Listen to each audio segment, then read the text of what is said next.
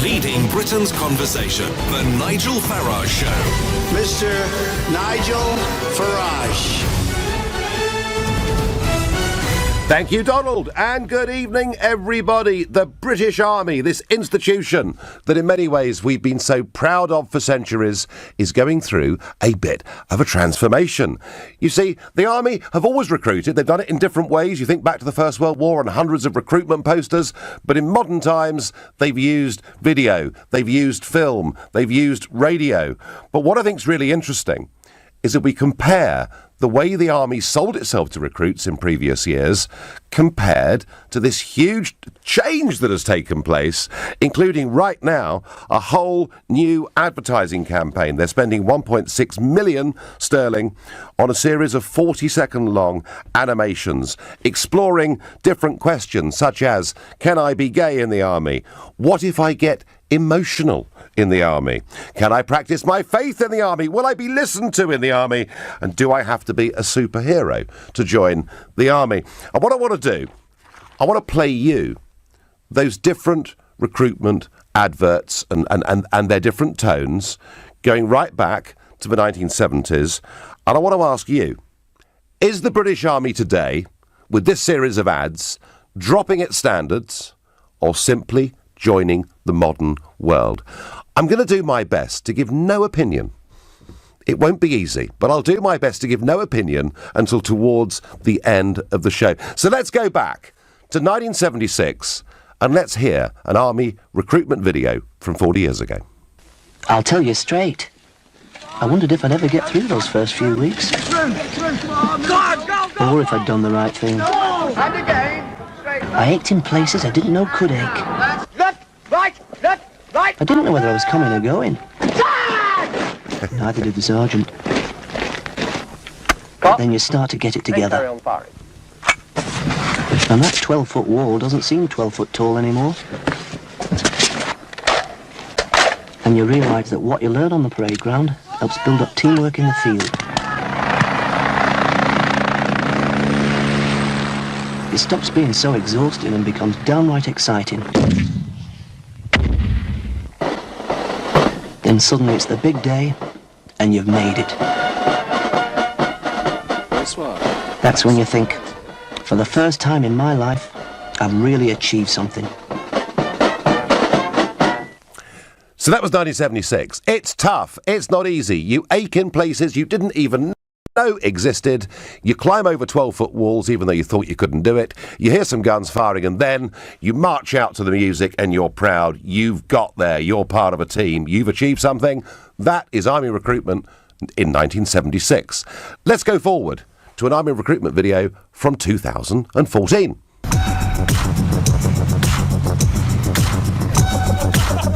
With thousands of full and part-time jobs available now, there's more than one way to be the best.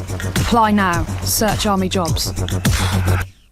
And that video is very active and dynamic. It's people doing assault courses and jumping over things and actually, I have to say, looking like super fit fighting people. But the slogan, be the best, which of course to many in the modern world is wrong. It's bad, because that's elitist. But then, shouldn't the British Army want to be the best? I don't know. But let's move forward to modern, softer, somewhat more emotional times. Let's go to 2015 and hear an Army recruitment video from then. Don't join the Army. Don't what? Don't stand on my own 2 feet. Don't do something important. Something that makes a difference. Don't realise I can do more than I thought. More than you thought. Don't become a better me. Well, that was 2015. That was dealing with negative prejudice against the Army. Didn't sound very happy or proud, did he? Or I found that, frankly, that'll put me off joining the Army, I think. But let's go absolutely up to the modern day. Let's get with Mrs. May's Modern Britain. This is the very latest 2018 Army recruitment video. Man up. Grow a pair. It feels like as a man, you can never express your emotions. I thought joining the army would be 1,000 times worse. That any sign of emotion would be a sign of weakness. That I would have it ripped out of us. But once you're in, you realise no one is a machine. The army is family. I've probably told them things I wouldn't even tell my own family. There's always someone there to talk to, or even just make you laugh. Well, there we are. Not too much about guns or exercise or fighting, but quite a lot about emotion and how you deal with it. Maybe, folks, maybe people like me who think the army should be proud of being elitist and wants to get the fittest and the strongest and the best people. Maybe we're desperately outdated and it needs to be a lot kinder and a lot fluffier. However, Colonel Richard Kemp, the former commander of British forces in Afghanistan, had this to say. While it's a good thing to have an army that is representative of the society as a whole, of all aspects of that society, that's only of secondary importance. The most important thing is to have a fully manned army made up of people who want to and are prepared to go out and fight. The army has a recruitment crisis. It's had a recruitment crisis for some time. And the same applies, absolutely, to the Navy and the Royal Air Force. And one of the reasons, of course, is that we have been cutting. You know, people who've come back from tours of Afghanistan and have been made redundant. These are, I think, the negatives that have been sent out from the army. And I wonder whether, I just wonder whether we're not making some massive mistake here. We're not assuming that the British Army, if it doesn't, that it shouldn't be appealing to white people, whether perhaps it's not making a terrible mistake. Perhaps people in government don't understand the history of the British Army, because the history, going back for centuries, is that we've always had many different nationalities, different religions, different races. Together in the army, we fought with the Empire, we fought with the Commonwealth. This idea that somehow the British Army is simply one little homogenous group does not hold, in my view, with history. So I'm asking you, which of these ads works, the old ones or the new ones? Is the army effectively dropping its standards or joining the modern world? Tell me, maybe you think the Be the Best adverts are the right ones, in which case call me on 0345 6060 973. Perhaps you think it's no wonder they can't recruit, given some of the adverts they're putting out now, in which case text to 84850. And maybe you can give me some ideas and some slogans for what the army needs to do to recruit. And you can do that on Twitter by using the hashtag Farage and LBC at LBC. And you can watch me on Facebook and comment there too. And I am particularly keen to hear from individuals or families that have been involved with the British services over the years. My first caller is calling from very much an army town of Aldershot. His name is Craig. Good evening. Good evening, Nigel. So what do you think about the new adverts, Craig? It doesn't really show you army life as such. Most of those questions that are asked in the ads can be asked at the recruitment office. I mean, it shows you really not what it's about. I mean, the army is about adventure and doing things. I served from 2009 to 2014 whilst the Army 2020 redundancy tranche was going on. That was one of the mistakes that they made, trying to turn forces into a reserve force by dropping the numbers. That demoralised a lot of people, and a lot of people who wanted to join, it makes it look like what are you going to do when that happens to you? Why would you join if that's going to happen to you? Yeah. Serve all those years and then get made redundant. Yeah, I agree with you. I agree. Craig, I've spoken to lots of people who frankly feel, and these are people who've been on active service in modern times, who feel they've been treated disgustingly by the army. Yeah, I know a guy who was a couple of months away from his 22-year pension, and he got made redundant just before that, so he wasn't entitled to it. He would have got a lump sum and a good whack pension, but unfortunately he weren't entitled to it because he got made redundant prior to that. That's good. And so, Craig, you left in 2014, yeah? Yeah, 2014, yeah. And do you miss it? One of the I did recently reapply to join through the careers office in Aldershot. And basically, all the options I actually chose apparently were full, and there was no space for me. What? It's quite convenient seeing they're recruiting. I went for infantry as my last choice, to be turned around and said, "Oh, sorry, that's a full up choice." Good Lord. I won't name the third party, but the army now works for a third party dealing with the recruitment process. Do you mean some sort of advertising agency type, or what is it? They work, basically the process and the application side is done through not the army much anymore. It's done through a third-party company. Yeah, I know. A well-known, Yeah, I know. I think you might know who I'm on about. Yeah, they basically run through it now, and they, I think they're not doing a very good job. When you were in the army, Craig, did you want to be the best? Oh yeah, I did a lot in the army that made me proud, made my family proud. Did a lot of things that I enjoyed, and that's one of the reasons I want to go back in. I miss the camaraderie. I miss a lot of the things that I managed to do. Sense of achievement. Okay, well, Craig, the fact that you, as somebody who's got 5 years' service, who believes in the thing, wants to rejoin it at a time when we know that we're having trouble recruiting and they don't want you, I cannot, for the life of me, fathom it. And Craig, just finally, were the old adverts that appealed to, physical excellence and pride, were they better than the current series of adverts? Oh yeah, definitely. It shows you everything about the army, the adventurous training, the camaraderie, the friends you make for life, all the things you get to do. Any questions you really have, you can go down the careers office. You don't need to make an advert. Fine. Great call from Aldershot. Thank you. I cannot think of a worse job for an emotionally sensitive person than joining the army. All armed forces should be supported both physically and emotionally. However, they really shouldn't be actively recruiting sensitive individuals. The last person I'd want by my side in a firefight would be somebody who'd been recruited on the basis of emotional strength. Says Benny. You're listening to the Nigel Farage Show, exclusively on LBC, and it's 7:15. Be the best. That's what the British Army used to say when it tried to recruit people. Now it says it's okay to be emotional in the army. And I'm asking you, are we dropping and lowering our standards? Are we losing our marbles? Or is this just a reflection of what the modern world now is? Keith here, been in the army 9 years. My opinion, the 2014-15 advert, the Be the Best one, is the best. Sorry, but fluffy, emotional stuff is just pandering to social pressure to be politically correct. But somebody else, again without giving a name, by text says, the army slogan, Be the Best, is offensive to people of limited abilities. I'm outraged. Now, I did say, didn't I, at the top of the show, that I do my best not to give an opinion till later. Well, I've failed dismally. Look, I'm sorry if people aren't up to it in terms of their physique, in terms of their strength, in terms of their ability to shoot a rifle. If people aren't up to it, they shouldn't be in the army. And I'm sorry if Be the Best is elitist. I want the army to be as elitist as possible. I want us to have a great army, air force and navy, and that means there are many of you out there who perhaps would want to join the army or did want to join the army that simply weren't up to it. Tough. That's the way the world is. That's my view. There we go. I've said it. I wonder what Keith thinks, who is a brand new caller to this show, who's calling from Battersea. Good evening, Keith.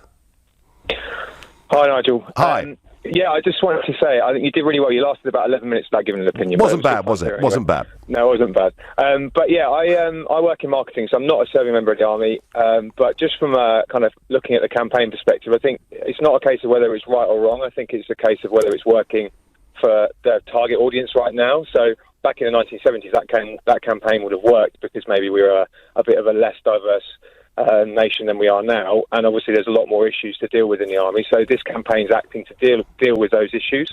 There have been a lot of research gone into understand why people aren't joining the army, and I think these adverts are aimed to address those issues and try and persuade people that in fact joining the army is a good thing. Well, Kevin, I do take your point that this country has changed in terms of its population since 1976. Okay, get it, I buy into that. However, we were still using the slogan, Be the Best, in 2014. And we haven't changed that much, have we, since 2014? Look, they have had a recruitment crisis, Kevin. That's true. But the idea that we somehow become slightly apologetic about being a dynamic, fit, fighting group of people that climb over 12-foot walls and fire rifles, and we talk about people's emotional well-being. Do you really, as a marketing person, think that's the right route for us to go down? Personally, no. I agree with what you said previously. You've got to be joining the army for the right reasons and ready to fight and to represent your country. But I don't think those ads are necessarily apologetic. I think the people within them are still coming across as proud to serve, but they're just identifying that some of the stigma around a very, bullying culture or some sort of stigmatism that's associated with the army. They're trying to deal with those. I don't think you have to disassociate that with being proud to serve the country. I think they can do both. No, and I think proud people can serve their country in all sorts of different ways, whatever their emotional stability or strength. But I just ask you, Kevin, I mean, if you happen to be, and let's hope to goodness it never happens, but if you happen to be in a situation of active service, in a dangerous situation, would you want somebody who was emotionally sensitive next to you? No. In short, I'd want to make sure that I was surrounded by the best people. Exactly. That's my personal opinion, but the campaign I don't think necessarily alienates in that way. But to answer your question, no, I'd want the best people next to me, of course. No. Kevin, OK, you make the point. They're having a problem. They've spent money and time and research on this, and I do understand that. But my experience, folks, through politics is I've spent money over the years on research and on data, and some of it was great and useful, and some of it was frankly fit for the bin. Stella is calling from Glasgow, a new caller. Good evening, Stella. Good evening, how are you doing? I'm well. Now, I understand that you used to work in army recruitment. That's correct, yeah, and I'm still a serving soldier at the moment. Right, OK, so you've given us a false name, I would assume. That's correct, yes. Yeah, fine. So, Stella, have I got this wrong? I basically feel that Be the Best is a great slogan. It's about pride in the army. It's about getting the best people. And I really worry that... I think... Go on. What we do is hard. And, I'm not trying to say that people can't do it, but, there is not every person, like your average Joe, could go in the army. There is a reason why it's as hard as what it is. When we go on deployments, not everybody can react in a professional way that we need, and to have the mental and physical robustness that we need to protect this country and to also protect civilians in different countries also. Yeah, Stella, I'm absolutely buying into everything you're saying. So tell me, as somebody that works in army recruitment, why have they gone for this style of advert? So in my 2 years working in recruitment, I saw progress with the takeover of the civilian company that the army has involved in the recruitment process. And I believe that they're trying to give this civilian organisation free rein, basically, to see if it works. I don't believe they believe in it. I certainly don't think any soldier, if you were to ask any soldier or serving officer or whoever that's in the military, actually watch these adverts and go, these are good adverts. But I think they're trying to become more inclusive, because there is, that stereotypical sort of a soldier or an officer being racist, not inclusive, and that's just not the case. One of my best friends is mixed race, and she's Muslim. So I think these adverts are trying to break that boundary of what people assume to be the lack of openness to cultures and diversity. And I think they're just trying to bulldoze that barrier, and then hopefully we go back into a harder approach, if you like. All right. Well, Stella, you or I are not allowed to mention the name of the third party. Yes, obviously not. Because you wouldn't get sued because you've given a false name, but I would. So we can't mention the firm that it's been subcontracted out to. But in short, Stella, are these current adverts that are being put out politically correct nonsense? I believe so, because, people, if you were to ask anybody in the street, what do you think of the army? We're supposed to be the best. We're supposed to be elite. We're supposed to be robust physically and mentally. And to, soften it up, we're kind of, the people who are serving, that's not respectful for the people who have died. No, it isn't. And it's not respectful for the people who continue to go out there over Christmas, spend, years of their life in the military abroad, fighting for this country, for them to be just, swept aside, if you like, with what they've been through, by making it look really soft and easy, because it's not. It's not, and nor should it be. Stella, great call. Thank you very much indeed. And Stella, I thought they're very enlightening, saying actually, and she works in army recruitment, no one believes in this. Well, why doesn't someone in government step in and say enough? I'd love them to do that. I wonder what Duncan in South Harrow makes of all of this. Good evening, Duncan. How you doing, Nigel? How's yourself? All right? Well, I'm all right, but do you know something, Duncan? I honestly think that we must be mad to almost voluntarily advertise, not just to this country but to the world, that the British Army wants to drop its standards, because that's how it seems to me. Well, I don't know. I'm an ex-soldier myself. I served 9 years in Highland Regiment, and I served with some good guys.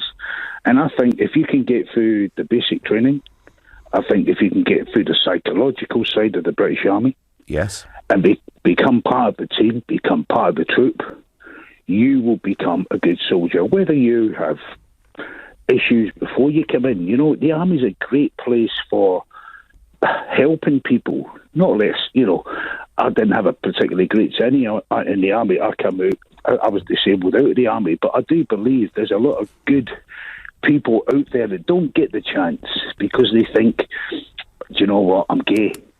I don't know, I'm not tough. But you know what, we can turn you, or them guys can turn you into somebody else. Not necessarily somebody else, but someone better, or not even better, someone who can believe in themselves. And if you don't cut the mustard, then you're out. That's the bottom line of it, really, Nigel.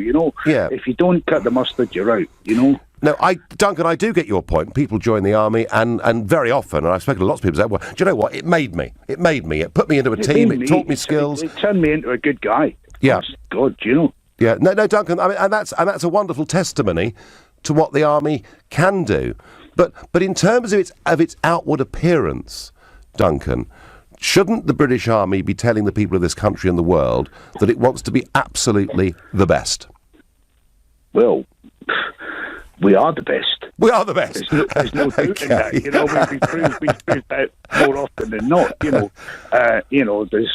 not another country in the world that can stand up against us, really. All right. For what we have done, so we are the best, and we are trying to recruit the best. And if these guys or ladies that come forward and want to join the Army, if they get through the basic training, which is no pushover, even basic Army training is hard work.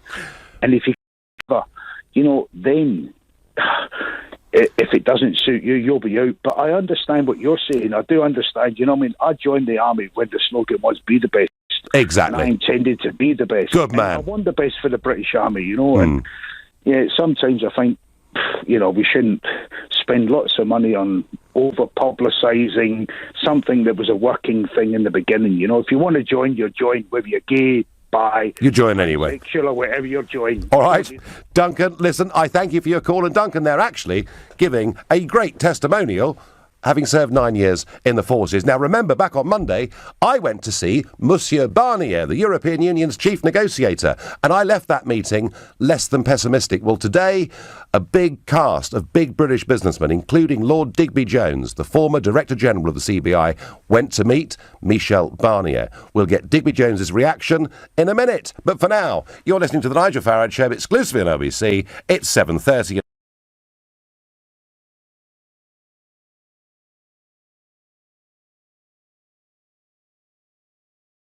So I left my meeting with Michel Barnier on Monday thinking, well, OK, he wants to sell us cars and cheese and wine and chocolate and for there to be no tariffs on that whatsoever.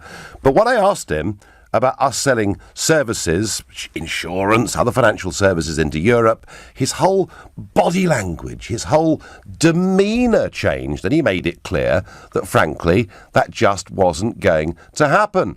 Now, Digby Jones went today, Lord Digby Jones, and remember, businessman, crossbench peer in the House of Lords, former Director General of the CBI, and of course a trade minister under Gordon Brown. That's really, really important. He went today to see Michel Barnier. He went with John Longworth, formerly the boss of the British Chambers of Commerce, who actually resigned from that job to campaign for a leave vote in the referendum, and John Mills went with them, and John, who runs a mail order, big direct mail order company, and John, the biggest individual private donor to the Labour Party over the course of the last 10 years. So 3 big business figures went to meet Barnier today, and I noticed just before Digby Jones went into this meeting, he said, I look forward to stressing the need to go into the next round of talks on trade with optimism and the will to get an all-embracing deal. I interviewed him about half an hour ago at the Eurostar terminal, rather than attempting to do it live on a moving train. And so the first question I asked Digby Jones is, after that meeting, was he optimistic, or did he feel a bit like I did on Monday, pessimistic? Pessimistic would be a good word to use, Nigel. I'm from the view that the UK government is talking apples and he's talking pears, or in another way, we're talking about buying a boat and he's talking about selling a house. Do you know, Digby, when I was with him, I said to him, who are you representing? Are you representing the member states, their companies, their employees, the people? Or are you representing this glass and steel building that we're in? And I think you form the same impression. He's playing a political game here, isn't he? Oh, yes, I was left in no doubt. By the way, he was utterly courteous. He wasn't in any way arrogant or whatever, although, he's on record as saying I'm a Gaullist politician from France, and I expected the arrogance that comes with that, and I didn't see it. I mean, to his credit, he was utterly charming and indeed hospitable.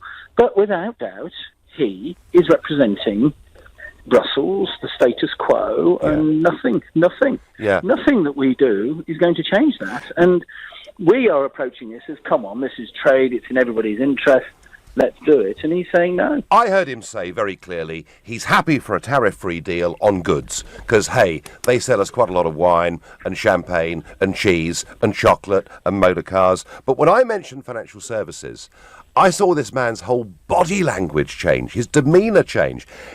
He literally is utterly resistant, in my view, and I wonder whether you share this, to any form of deal on financial services. Absolutely spot on. It's 80%. Services generally is 80% of our GDP. Financial services is a genuine value added, and people listening to this tonight, they'll say, but just a minute, look what trouble it gave us in the crisis. But it is 8% of our national earning wealth. It's 12% of our tax take. So it's the genuine value-added sector of our economy. If you add on top of that your accountants and your lawyers and all that stuff, you're into big stuff. Yeah. Now, only 8% of it is linked to the EU, but it's an important part of it. Do you think, in your experience of all of this, are there figures within the British government who've got the clarity of vision to grip this and say, and stand up firmly to Barnier and say, look, unless you're prepared to give and start giving now, we will walk out on WTO rules, which actually, folks, will hurt you more than us. Do we have people of the strength to do that? Well, I think we'd have people of strength to do it if they were people who carried the clout. You see, I'm not too sure they get it, Nigel. I mean, what I would like to see is I would like to see our negotiators in March, which is, I understand, when they're going to sit down and do this to start with, and say, we just want on day one, are you going to include services, and are you going to include specifically financial services? Because if you don't, why don't we save everybody an awful lot of time, and we'll give something else if we do that, Absolutely. Which is we'll give the businesses of the UK and Europe the clarity of knowing they can plan their lives and their businesses on WTO rules. And I want more businesses, I want more people to say, we are where we are. Now, how do we get stability and plan for the future? The answer is, we're going to do WTO, Mr. Barnier, unless you will give us services. And if you won't, we're all over 21, we all understand where we are, and the answer is, we will leave. And then we can save everybody a lot of trouble and get on with it. Well, that was Lord Digby Jones, and I have to say, taking very much the view that I took from my meeting with Mr. Barnier back on Monday. And I just wonder, I mean, the very fact that these negotiations on trade aren't even going to start until March tells you something, in my mind, about their attitude. I worry that we're about to go into a very lengthy and perhaps very expensive process with a group of people who clearly don't want an all-encompassing deal, and we certainly shouldn't even contemplate paying them 40 billion sterling if we're not going to get a reasonable end result from it. I think that voice that you've heard today from Digby Jones saying, look, let's not waste our time. We'd love to have a sensible deal. It's better and easier for everybody, but let's not waste our time and money. I think that voice is one that you will hear a lot more from British businesses over the course of the next few months. Back to the British Army, and backing up the call before the break, Simon says, I had a troubled childhood. The Army gave me focus, structure and camaraderie. It changed my life for the better. And there are lots of you saying it changed your life for the better. But the point I'm making is, what are you aiming at? What are your ambitions as an organisation? And surely that slogan that was being used in 2014 of be the best, surely that's the signal, that's the message we should be sending out. Caroline from Hants makes the point, what's the point of recruiting to any area of the forces when all we hear about are cutbacks, redundancies, ex-soldiers homeless, living on the streets, PTSD, loss of limbs, sight, no money, a lack of prosthetics, no thought or support for the families. Caroline, I think that is why they're having trouble recruiting.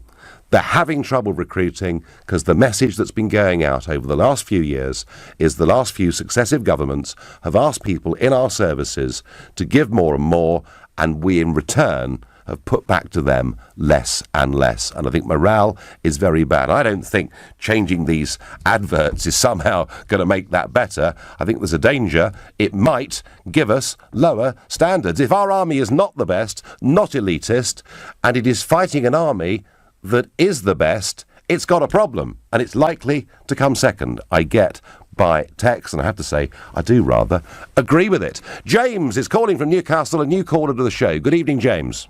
Hi there, Nigel. How's it going? You all right? I'm all right. What do you think about this new campaign, James?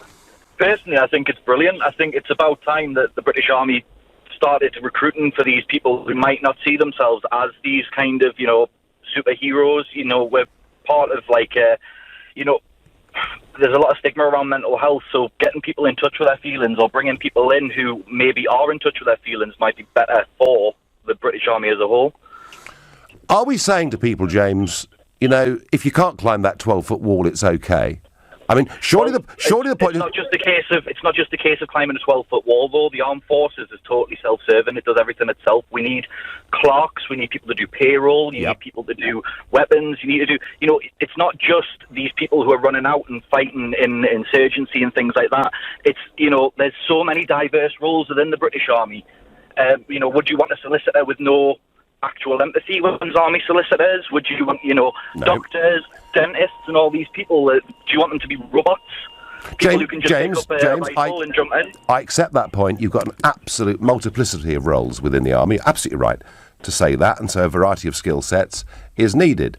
But when you're recruiting for infantrymen or women, do you actually actively want to recruit for people who may be emotionally sensitive? Because emotional sensitivity does not display a weakness. Emotional sensitivity shows that you're in control of your emotions and that you can control that. That doesn't mean that just because you get upset about something that means you're going to be a weaker person. It means that you get upset about it. People have different ways of dealing with these things.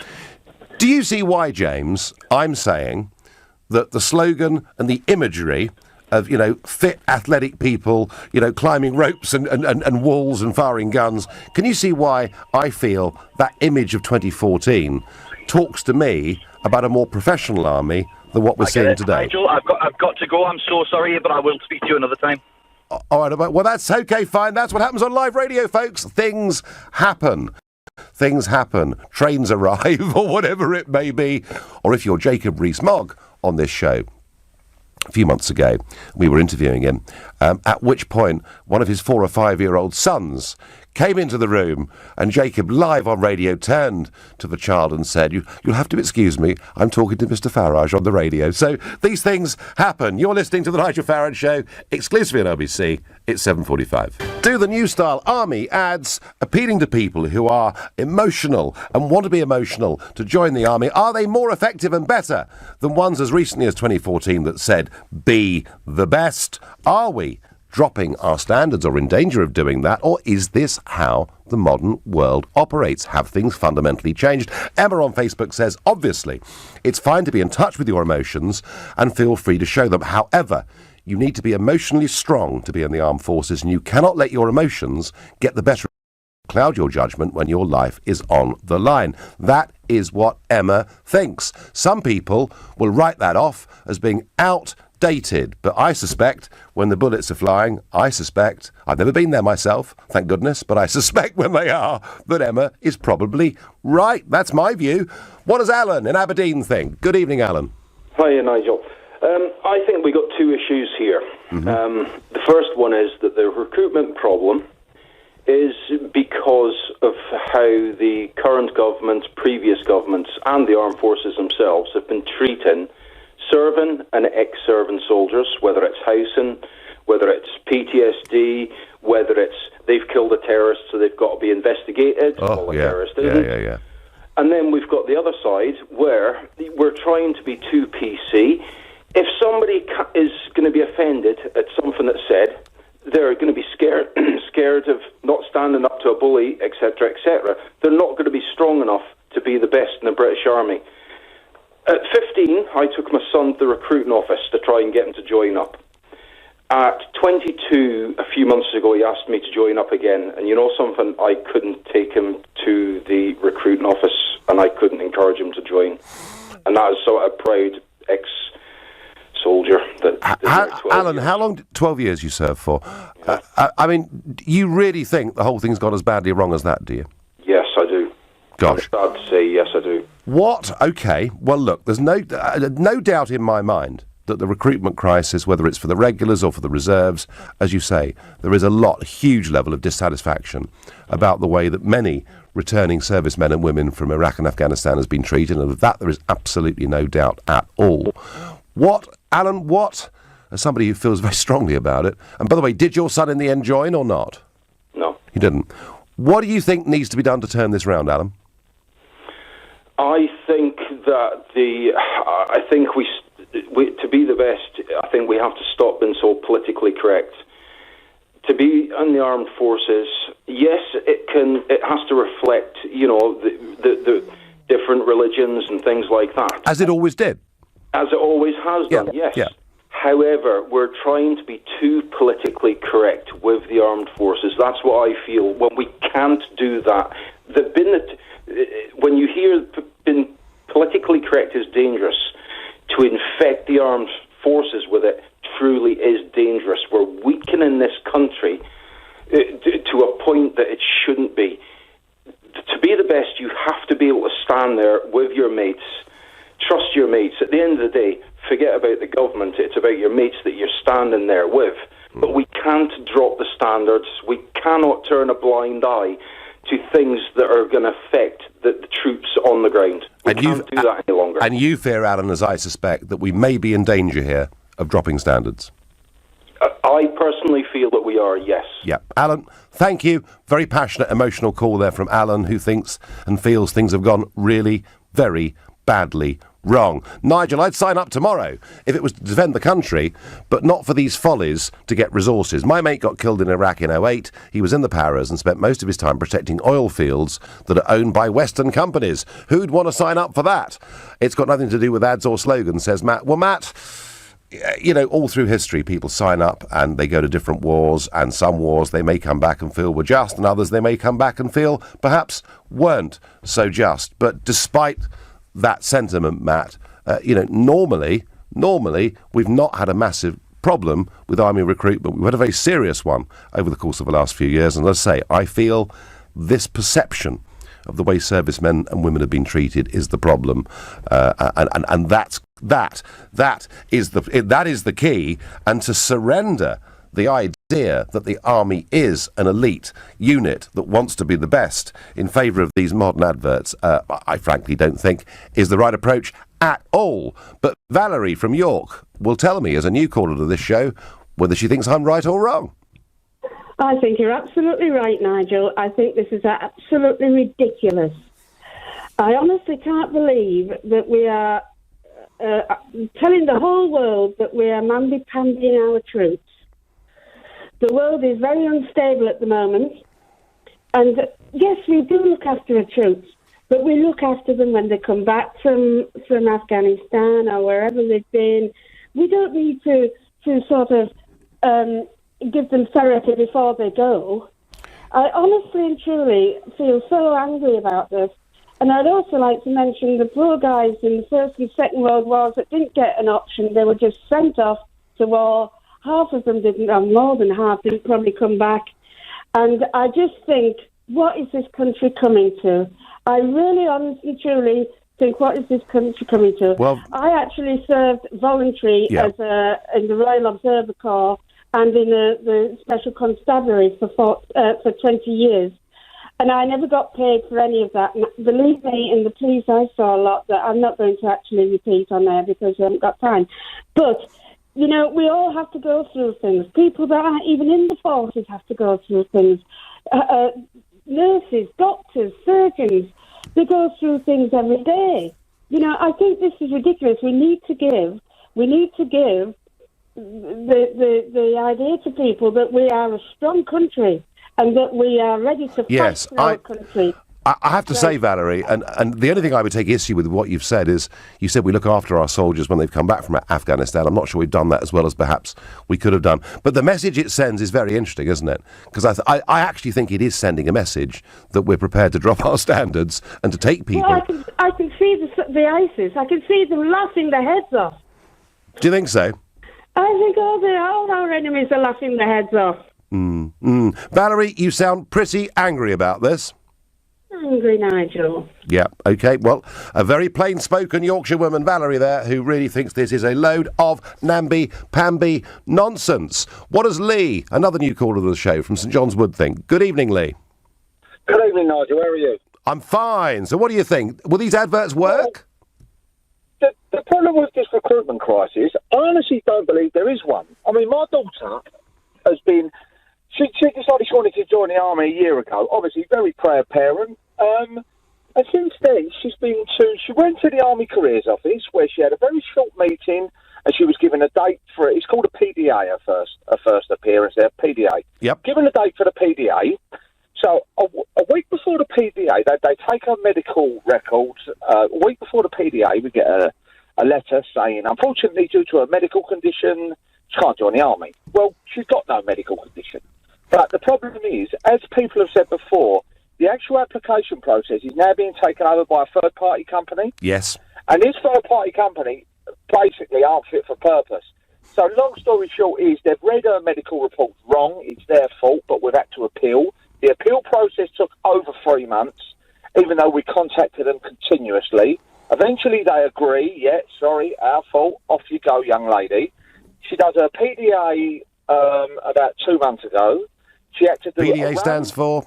A personal development. It's a one-day... It's because I think girls have to go for it rather than boys, just to make sure that they're near the standard required. So personal development assessment, or whatever it is. Right, fine. Yeah, something like that. So on this personal development assessment, you have to do a run, you have to do some lifting, and they give you a presentation. Well, she does the run. They can't do the lifting because there's nobody there trained to do the lifting, and they can't do the presentation because the electric went out.